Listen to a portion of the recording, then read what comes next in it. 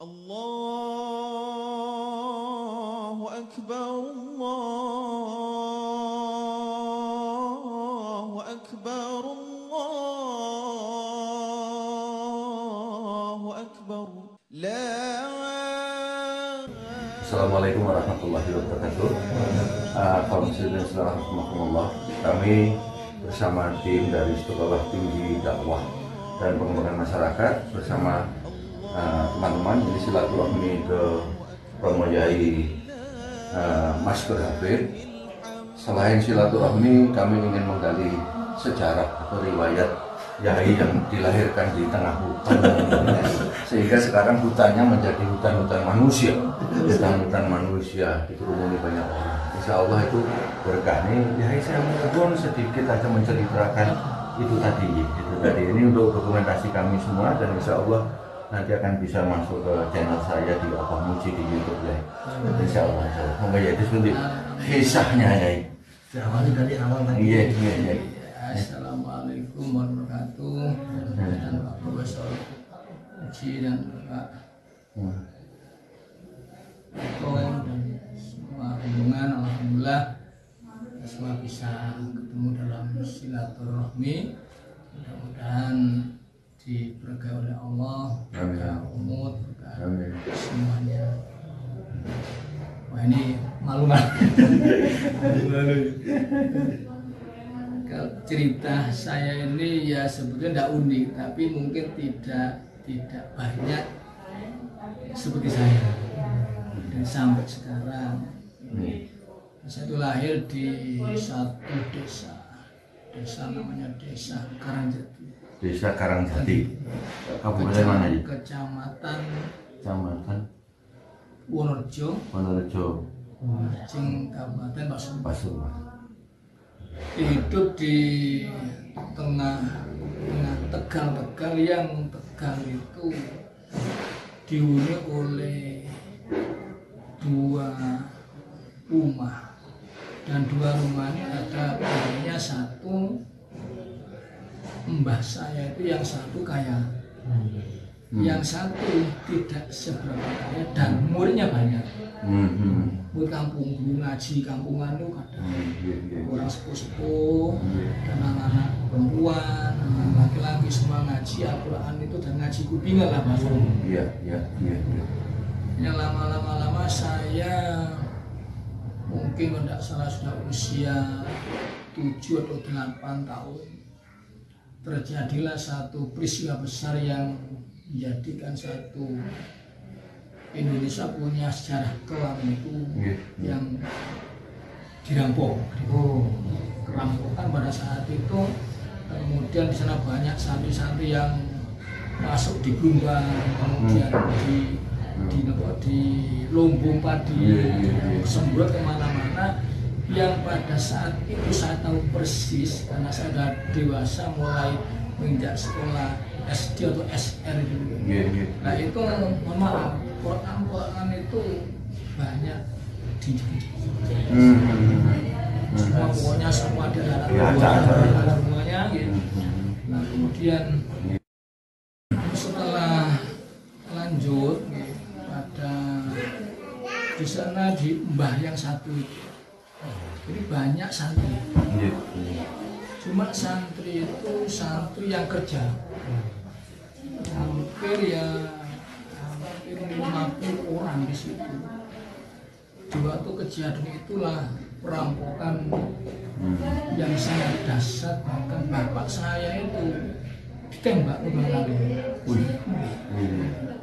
Hanya emak saya semasa hidup itu karena tidak mau keluar di jebojek nih, belum ngantos lari jalan-jalan ditembak. Kemudian karena jauh dari tetangga, di situ minta tolong, tidak ada pertolongan. Kemudian pada saat itulah kita memutuskan satu keluarga. Saya masih bersaudara adik saya kecil, yang satu, yang lain belum semua. Kemudian harus hijrah ke satu tempat yang lain di rumah yang sekarang itu. dari situ. Nah di situ sudah mulai kita itu berubah kehidupan. Yang di awalnya saya ini hidup dengan orang tua yang walaupun tidak kaya tapi bisa makan cukup, ya. Kemudian pindah ke timur, saya ini sudah mulai terjun cari makan sendiri. Nah, dari apa saja kita kerjakan, nutuk waktu ini, nebang tebu, nebang turi untuk melayani perusahaan bubletes. Itu dalam usia belum gede, masih usia sekolah. Tapi pada saat itu saya masih sekolah itu bergonta-ganti kemana-mana. Karena tidak punya kelas 1 lah, cuma 3 kelas SD atau SM pada saat itu pindah-pindah. Tapi pada saat tahun berapa itu saya lulus sekolah ini. Kemudian dengan segala macam-macam yang kita lakukan setelah lulus itu, bahkan saya itu gini yang profesor itu, saya pernah ditugaskan mewakili satu kelas 6 pada saat itu. Satu kelas itu kalau tidak salah tahun itu tahun berapa, tahun 70 atau berapa, dulu sendiri itu mewakili kemah. Kemah di zaman dulu itu kan persiapannya tidak serta merta berangkat, harus kita gali belumbang untuk tanam mujair di situ. Setelah 6 bulan kita panen, tanam pohon dulu, setelah kita sampai kita camping di hutan lagi. Untuk pada saat itu kita mewakili lomba nopon semapur itu kita menang. Kemudian waktu api unggun yang teman-teman semuanya pakai nyanyian, saya tidak pakai sholatullah. Itu menang, hanya saya dapat hadiah yang sekarang ini apa ada dokumen tapi tidak. Saya mewakili teman-teman dia itu, kita bertemu dengan Pak Harto. Di sana itu kan nggak mungkin itu ya. Tapi saya di sana di Pandaan atau di sana salam-salaman dengan terus hidup. Setelah itu tidak tahun tidak. Terus saya bekerja suah macam membantu orang tua. Ada namanya matur, ada namanya gedung, ada segala macam, bahkan borong ngopok kalau orang Jawa, bahkan ngusung kayu, bahkan kerja cari kayu di hutan. Yang kalau pagi berangkat menjelang asar baru pulang, mekul. Di sini atau sini gonjol itu lama sekali. Belum ringkas cerita bahkan saya pernah itu mikul kajeng niki terplesetnya sampai jatuh ke jurang dalam kondisi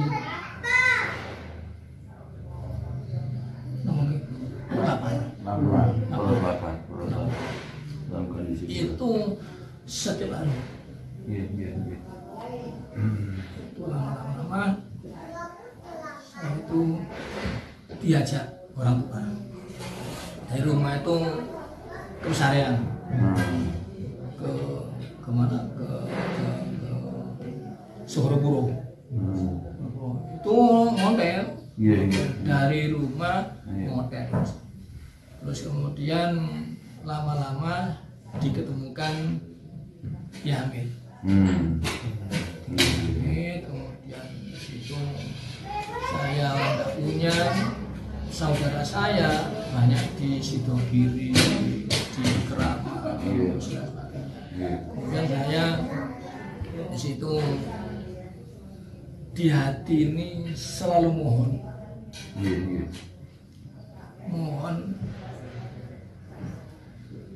apa nih, mohon bisa mundur. Tapi kondisi tidak bisa.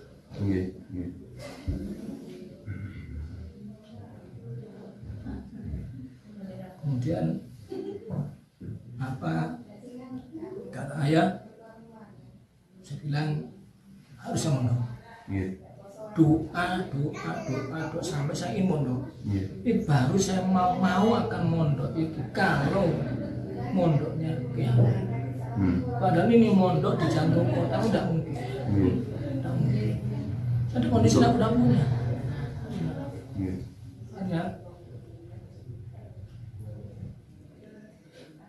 saya di waktu itu dulu masih beliau kan masih hidup, bukan kesarian makam. Kemudian subuhan saya diajak ke situ, dia salaman terus selamat tahajud kata beliau. Dari situlah saya itu kayak terpikir saya harus mondok di situ. Tapi dari mana uangnya? Dari mana uang itu makan saja itu tidak ada kan begitu. Dari itu jualan kayu, jualan mercon pada saat itu sudah biasa itu. Mencari hidup untuk makan itu. Kemudian setelah niku ya mungkin ya keramat beliau ya Bapak itu ya ada tanaman sedikit itu ditanduri delay pada saat itu. Kemudian itulah yang menjadi bekal saya masuk di pesantren. Kemudian betapa sulitnya di waktu akan bisa nyantri ke Yahamid itu tidak mudah. Berkali saja apalagi mondok. Kemudian di situ Bapak di waktu hari raya ini kata Bapak tidak bilang saya gitu, itu ketemu Hamid. Kata teman-temannya ngaji itu ya Hamid itu pada saat itu menerima anak bisa diterima itu pokok ditakoni sopo anak mana itu digabung.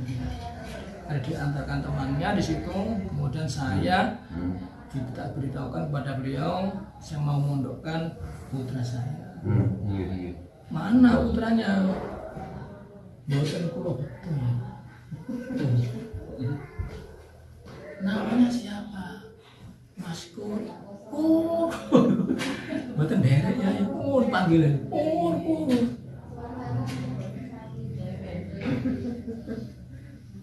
Dari situ tangan Bapak ini terus sama-sama dia ini tidak dibuka kecuali dibuka baru pas uban sampai semua. Kemudian terus sekalipun sudah dipanggil balik dan salaman beliau digandengan saya, dari mana uang? Dan dari rumah itu tidak enak seperti sekarang apa itu. Jalannya itu kan masih berjalan kaki dari rumah sampai ke Wonojonya. Hanya harus diterjang bisa mondok. Beli koper dan lain sebagainya. Kok yoyo ini kok berangkat ya. Yoyo ini. Itu akhirnya tidak sampai 6 bulan semuanya habis. Di rumah juga tidak ada apa yang dibuat ngirim, di pondok ya tidak ada yang dimakan. Apa nih? Apa kata Bapak? Kalau kamu di rumah ya melarat seperti itu, kalau kamu di pondok ya seperti itu ya harus mensepakatkan diri. Saya berangkat ke Yai dan Bapak mau pamit. Ya di depan bilang, Budi, ayo cukup. Nah dari situ gimana Pak? Nah ya cukup jadi cukup. Nah sudah balik belum ya cukup. Alhamdulillah sampai lama tahun di sana. Sampai berapa tahun sih? Sampai berapa tahun sih? Lama kira-kira ya bisa 14 ke 13 tahun. 14 sampai 14 tahun. Itu lama karena beliau meninggal sama di sana. Terus masih. Iya, iya. Nah di pondok apa yang harus kita lakukan untuk bisa makan? Uniknya di situ. Iya, katanya. Ini kan mau makan kan tidak bisa, dari mana uang ini kan? Nah, saya memutuskan berhenti. Hanya teman-teman satu kamar sepakat, orang tuanya ini memberi uang saya. Masih diberi. Jadi itu untuk kita hidup. Dan setelah itu karena besar dan setelah besar, ngapain buru masak. Buru masak. Ya banyak ini, satu orang saya masakkan anak itu sampai 40 kadang 36. Satu saya ini masak. Dan disorot betul. Punya di situ.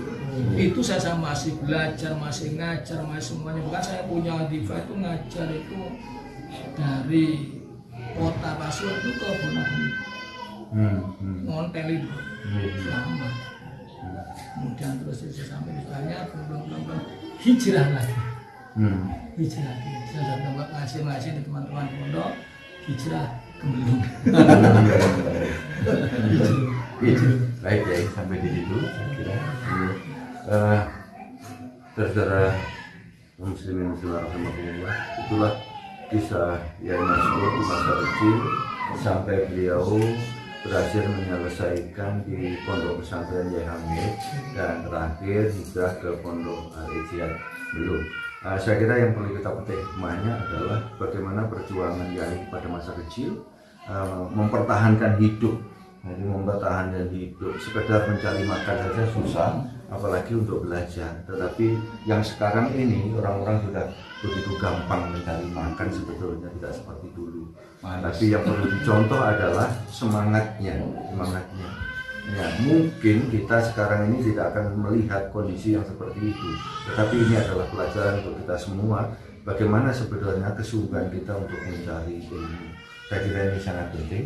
Mudah-mudahan Yai nanti kisah tadi bisa memberikan inspirasi kepada semua orang, anak-anak kita, pelajar-pelajar kita, agar bisa menekuni ilmu dengan semangat yang kuat sehingga meneladani apa yang sudah dikerjakan Yai mulai dari kecil. Mohon doa untuk kita semua Yai. Saya kira ini perlu kita Al-Fatihah. Alhamdulillah.